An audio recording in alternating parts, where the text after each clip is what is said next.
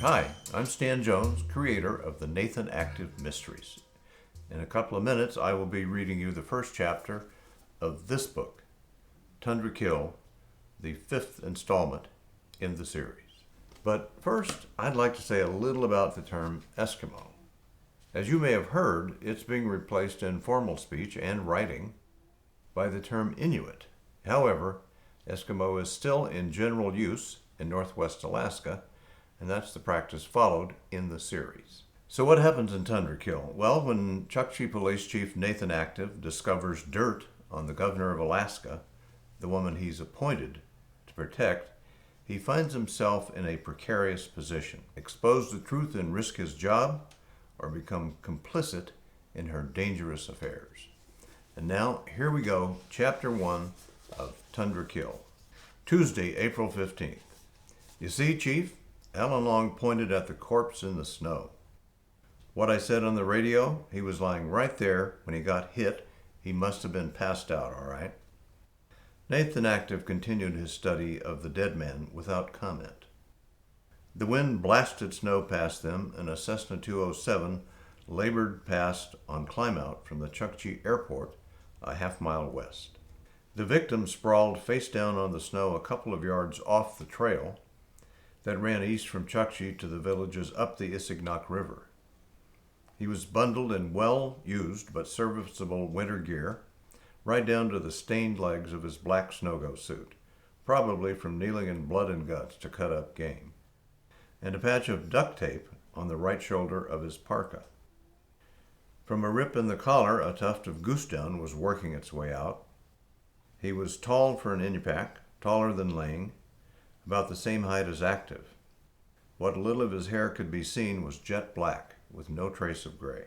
Active crouched beside the victim's head, which had rolled to one side. Judging from his injuries, a snowmobile had hit him from behind and to the left.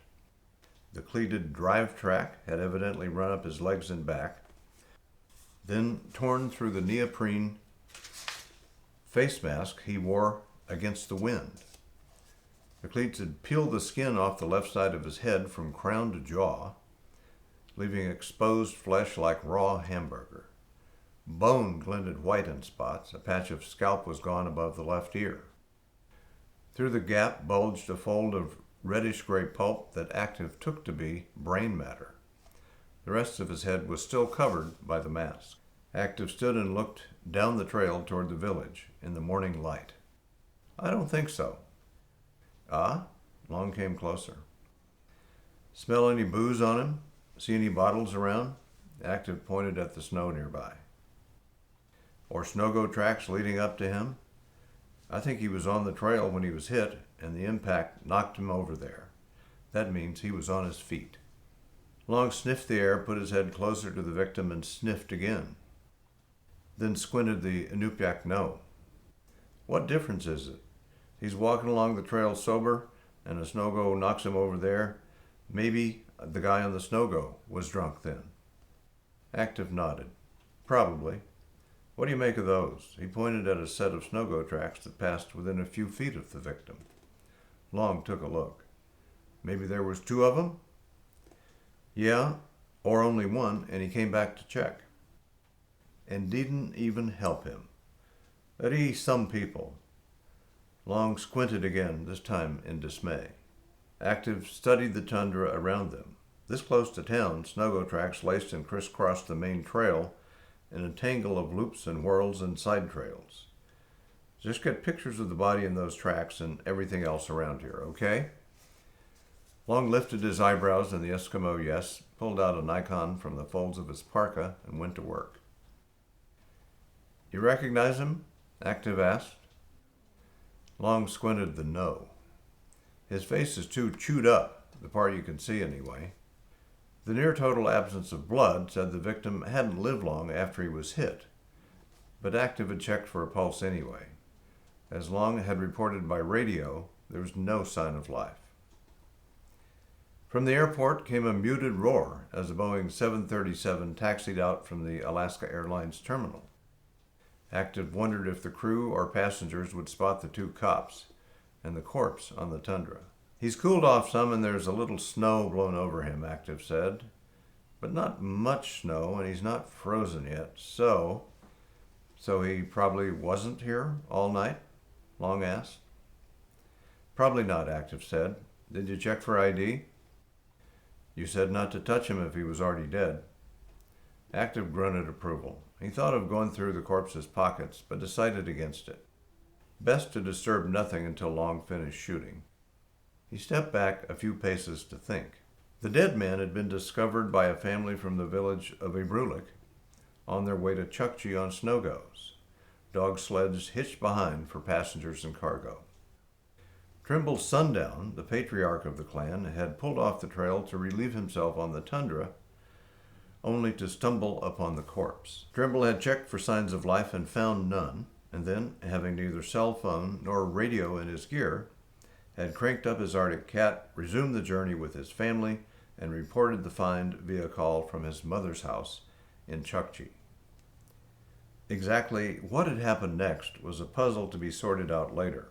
The report that had reached Active was of a drunk passed out on the Isignak Trail east of the airport. He had dispatched Long by Snogo with an EMT kit and a couple of sleeping bags in a tub-like Akio cargo sled to retrieve the sleeper. Active conjectured that the dispatcher at Public Safety, white like most of the force, had misunderstood Trimble's village English. In any event, Long had reached the scene, radioed back to say, in fact, they had what looked like a fatal hit-and-run, and Active had mounted his own department Yamaha and headed out.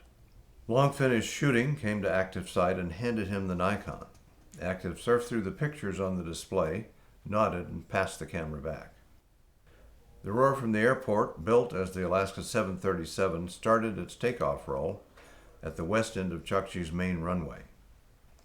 What was he doing out here, Active said. No snow go, nobody with him. Who walks that far by himself or that early in the morning, especially sober? Good question, Chief. You don't have to call me Chief, Active said. It's understood. Sure, Chief, Active grimaced. Sorry, boss? Nathan would be better, Active said. Long squinted another no. Eddie, I don't know. All right, call me boss, unless we're arresting somebody or questioning them. Then you can call me Chief. How's that? Long raised his eyebrows. You talked to Trimble yet? Long nodded. I called him at his mom's house. And he didn't see any snow-goes around when he made his relief stop? Didn't meet anybody back up the trail? Long squinted no. The Alaska jet was close now, almost overhead. At first they couldn't see it because of the blowing snow picked up from the surface. But the layer was shallow and the sky above was a blue bowl with a white rim. Thunder rumbled in Active's chest. Long looked up as the 737 became visible above them. The rumble started to fade as the jet passed over the crosses of the village's ridgetop cemetery and vanished into the haze. That's our plane, ah? Active looked up. Yes, and thank God for that. Imagine having that woman in our hair while we try to sort this out. And that's the first chapter of Tundra Kill. I hope you enjoyed it.